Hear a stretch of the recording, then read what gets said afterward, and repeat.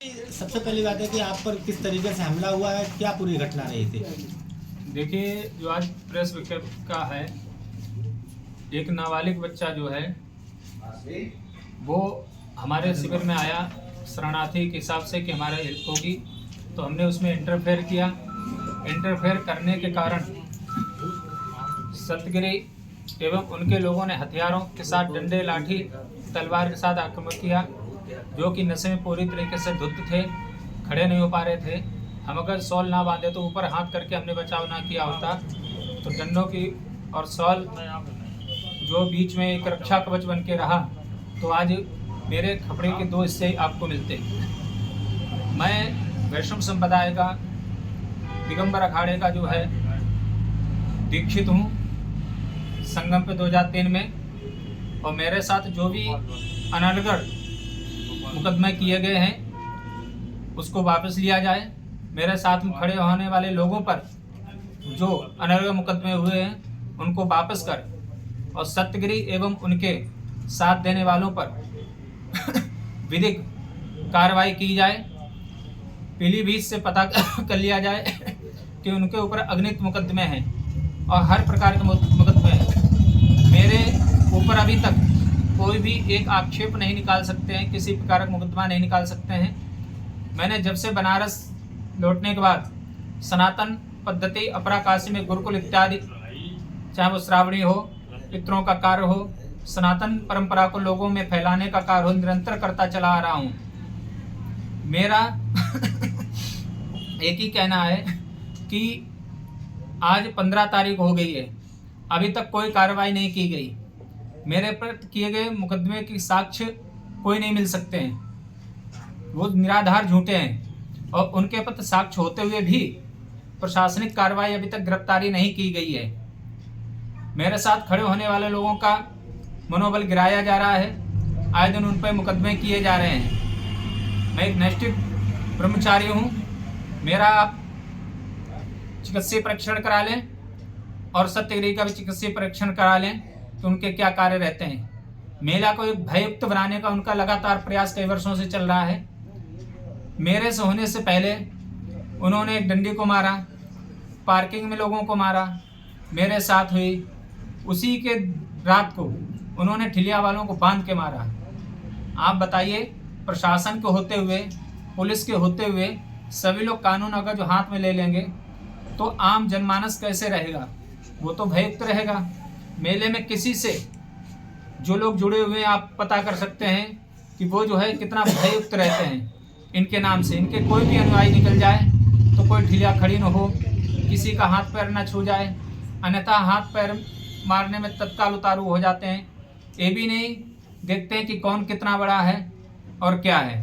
Important बात है कि प्रदीप जी, सबसे बड़ी बात है कि ये जो कथित रूप से जो संत आ रहे हैं, ये सब हरकतें सबको सामने होने के बावजूद भी एडमिनिस्ट्रेशन कार्रवाई नहीं कर रहा। क्या लग रहा है कि कहीं ना कहीं ये कोई संगठन इनके पीछे, या इनको बढ़ावा देने के पीछे मंशा क्या लगती है आपको? कुछ लोग हैं जो है उनका सहयोग नासमझ तरीके से दे रहे हैं, अभी भी वो न्याय को परख नहीं पा रहे हैं। और जो कहा जा रहा है भेषधारी हैं, ये केवल भेषधारी हैं।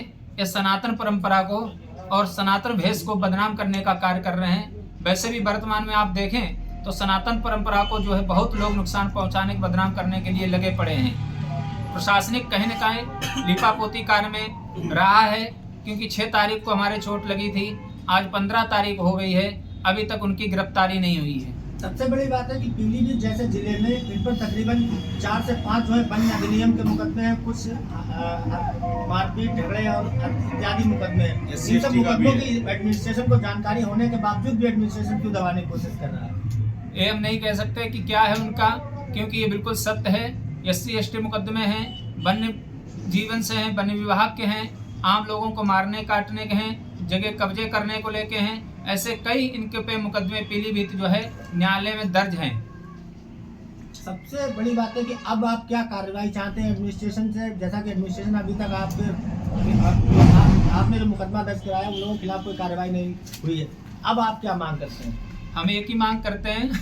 सर्वप्रथम तो लोगों को हमें बताना चाहेंगे कि जो अफवाह फैलाई जा रही थी कि उनका समझौता हो गया, कहीं से समझौता नहीं हुआ और ना समझौता होने के कोई भी कारण है और ना समझौता होगा। एडमिनिस्ट्रेटिव हमारा एक ही मांग है कि जो है अनलगा जो मुकदमे हमारे ऊपर एवं हमारे सहयोग देने वाले उन लोगों के ऊपर किया गया है उनको जो है निरस्त किया जाए और इनके ऊपर कार्रवाई न्यायिक विधिक कार्रवाई करते हुए इनकी तत्काल गिरफ्तारी हो, जिससे कि लोगों में भय है वो कम हो सके। जिन लोगों ने आपका साथ दिया कर बहुत सारे उसमें संत भी थे, बताया जा रहा है कि कुछ संत जो है उनसे मिल गए, मतलब उनके साथ समझौता कर लिया है, और कुछ लोग जो है वो जो है आपके साथ में उनका फर्जी मुकदमे लिखे गए। तो इससे क्या लग रहा है कि आपके पूरे मुकदमे में लीपापोती की जा रही है? बिल्कुल, हमारा दबाव बनाया गया है, कई लोगों ने दबाव बनाया, लीपापोती हो रही है। लीपापोती होने के कारण ही आप समझिए 6 तारीख से 15 तारीख हो गई है,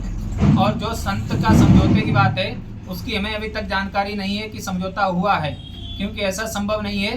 पिछले साल भी महाराज जी के इन्होंने बिना कारण के पोस्टर फाड़े थे, और जो हमारे साथ खड़े हुए थे, चाहे वो अंकित तिवारी की बात हो, चाहे विमलेश मिश्रा की बात हो, चाहे जिन पे भी मुकदमे इन्होंने किए वो अनलगा हैं, अन्याय सहित हैं, अतः उस पर विधिक कार्रवाई करते हुए उनको निरस्त किया जाए और इन पर तत्काल कार्रवाई की हम प्रशासन से मांग करते हैं। अगर जो ऐसा 24 घंटे में नहीं किया जाता है तो हम न्यायालय जाने के लिए बाध्य होंगे और जो है जन आंदोलन करने के लिए हम बाध्य होंगे। मसला था, इसमें बहुत सारे संगठन आए, सामने आए, उसके बाद में अभी तक न्याय नहीं मिल पा रहा है इस पूरे मामले में, जबकि इसमें जो प्रथम दृष्टया दिख रहा है कि इसमें मामले को लीपापोती चल रही है। आप लोगों के आगे क्या प्रतिक्रिया है कि आपका संगठन किस तरीके से ये आपका पूरी तरीके से खड़े हुए इनके साथ? हम सभी संगठनों के साथ में बहुत जल्द बैठक करेंगे, या तो प्रशासन चेत जाएगा आज, अन्यथा की स्थिति में सभी संगठनों से बैठक करके हम बहुत जल्द एक रणनीति बना के और रणनीति के तहत हम आंदोलन शुरू करेंगे। कोई भी आंदोलन तभी सफल होता है जब उसकी रूपरेखा पहले से तय कर ली जाए। कोई भी आंदोलन, हम दबाव की राजनीति नहीं करते हैं, लेकिन ऐसा भी नहीं है कि अनावश्यक और गलत तरीके से हमको दबाया जाए और हम दब जाएं। ये हम जब सपा की सरकार में हमको नहीं दबा पाए, तो आज तो योगी जी की सरकार है, गलत को तो कोई प्रोत्साहित नहीं कर सकता। हिंदू संगठन बहुत सारे इनके साथ खड़े हुए, जब वो खड़े हुए तो उन पर जो था मुकदमों की कार्रवाई हुई, ऐसा ना हो कहीं आपके भी खिलाफ इस तरीके कोई कार्रवाई शुरू हो जाए? ऐसी कार्रवाइयों से ना हम कभी डरे हैं ना कभी डरेंगे। तो क्या संगठनों को एक करके आगे का आंदोलन करेंगे? आंदोलन आम जनमानस का आंदोलन है, ये आम जनमानस के लिए कार्य करते रहे आचार्य जी, हमेशा आम जनमानस सभी संगठन एकजुट होकर इसमें कार्य करेंगे।